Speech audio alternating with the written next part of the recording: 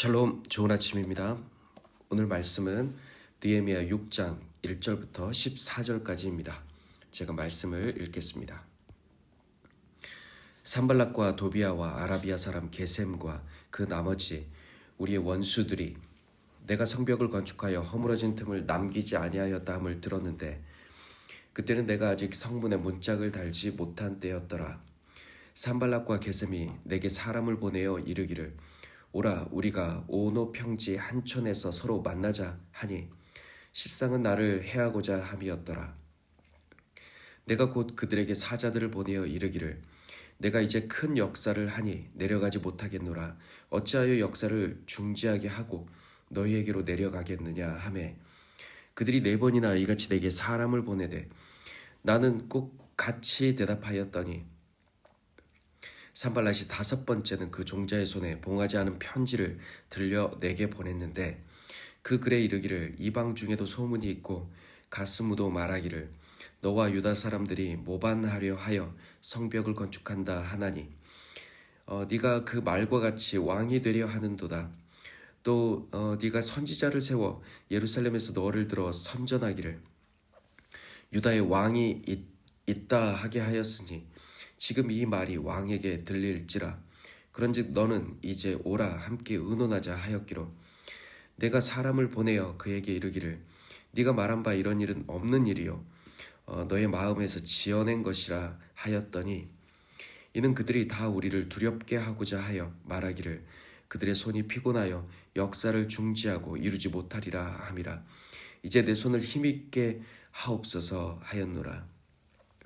이후에 무에다벨의 손자 들라야의 아들 스마야가 드문 불출하기로 내가 그 집에 가니 그가 이르기를 그들이 너를 죽이러 올 터이니 우리가 하나님의 전으로 가서 외소 안에 머물고 그 문을 닫자. 저들이 반드시 밤에 와서 너를 죽이리라 하기로 내가 이르기를 나 같은 자가 어찌 도망하며 나 같은 몸이면 누가 외소에 들어가서 생명을 보존하겠느냐.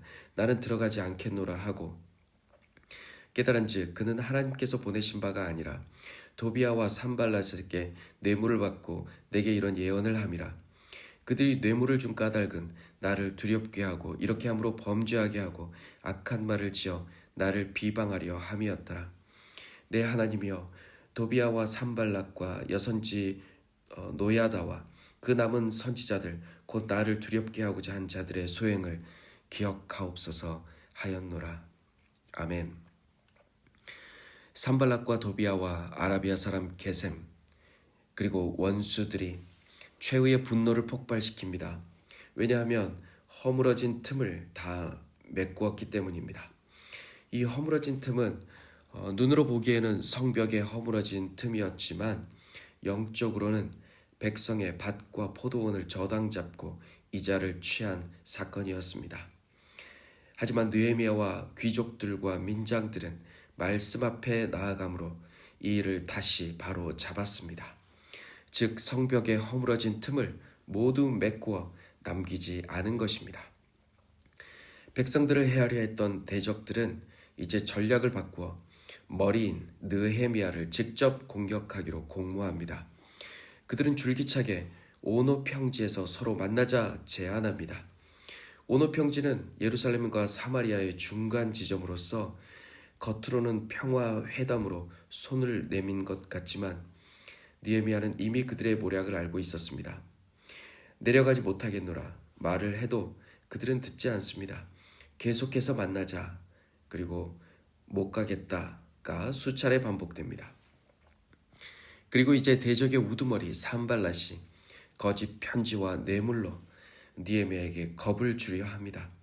백성들의 총독이라면 사마리아 지방의 백성들을 살피고 그들을 만나 소통하는 데도 시간이 모자랄 텐데 지금 산발랏은 자신에게 맡겨진 본분에는 전혀 관심이 없습니다. 그는 왕이 자기에게 맡기지도 않은 일에 온 신경을 몰두하고 있습니다. 그것은 느헤미야를 죽이는 일입니다. 그는 봉하지 않은 편지를 써서 이 사람 저 사람이 돌려보도록 만듭니다. 그 내용은 느헤미야가 모반하여 왕이 되려 한다는 것입니다. 이 편지의 거짓 소문이 왕에게까지 이르면 느헤미야의 목숨은 온전치 못할 것이 분명합니다.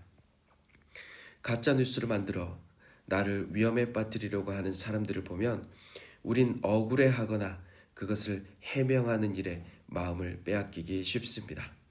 하지만 느헤미야는 전혀 요동함이 없이 산발랏에게 편지를 보내어 말합니다. 네가 말한 바 이런 일은 없는 일이요 너의 마음에서 지어낸 것이다.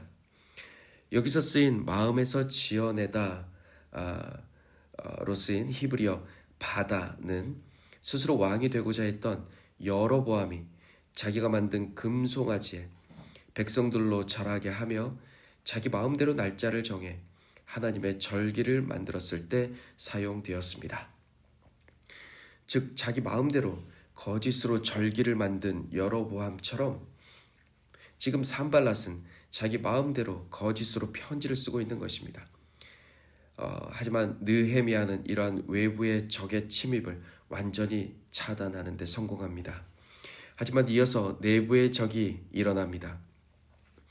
이들은 대적 도비아와 내통한 제사장과 선지자들입니다.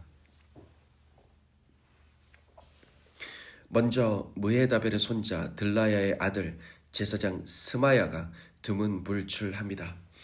여기서 두문불출로 쓰인 히브리어 아차르는 감옥에 갇힌 것을 말합니다. 즉 스마야는 하나님의 집을 버리고 스스로 죄인이 되어버린 것입니다. 이를 알아차린 느헤미야가 즉시 그의 집으로 달려갑니다. 스마야가 가진 말로 느헤미야를 속이려 하지만 12절은 말하기를 느헤미야가 깨달았다라고 합니다. 느헤미야는 하나님께서 보내신 자가 스마야는 하나님께서 보내신 자가 아니다라는 것을 깨달은 것이죠. 이와 같은 깨달음은 우리가 성경을 읽을 때 성령의 감동으로 그 말씀의 의미를 깨닫는 것을 말합니다. 우리의 교회 공동체가 성령의 감동으로 말씀을 깨닫고 또 오늘 가짜 제사장 스마야를 구별해내듯 진짜와 가짜를 구분해내는 깨달음을 얻는 교회의 공동체 되시길 축복합니다. 상당히 많은 수의 제사장과 선지자들이 예언을 합니다. 하지만 그들의 예언은 성령께서 주신 말씀이 아니라 뇌물을 통해 만들어진 가짜였습니다. 사랑하는 성도 여러분, 우리가 사는 이 시대 또한 수많은 가짜들이 존재합니다. 그 가짜는 외부에만 존재하는 것이 아니라 우리의 교회 공동체 내에도 늘 존재할 수 있음을 우리는 영적으로 항상 경계해야 할 것입니다. 영적 분별력을 가지고 늘 말씀을 살피며 하나님의 거룩한 일을 계속해서 해나가기를 주님의 이름으로 축복합니다. 사탄은 끊임없이 우리를 유혹하며 적당한 선에서 타협하게 합니다. 오노평지에서 만나자 하고 또 우리를 두렵게 만듭니다. 하지만 사랑하는 성도 여러분, 오노평지에 내려가서도 안 되며 가짜 제사장과 선지자들에게 속아서도 안 될 것입니다. 우리를 두렵게 하는 그들의 두려움에 넘어가서는 안 될 것입니다.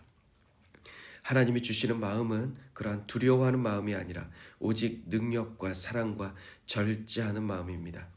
느헤미야가 이러한 상황 가운데서도 흔들림 없이 담대히 나아갈 수 있었던 것은 늘 하나님 앞에 이제 내 손을 힘입게 하옵소서라며 기도로 나아갔기 때문입니다. 오늘 하루 말씀과 기도 가운데 깨어서 모든 일에 승리하시는 느헤미야와 같이 승리하는 참으로 거룩하고 복된 하루 되시길 주님의 이름으로 축복합니다. 샬롬.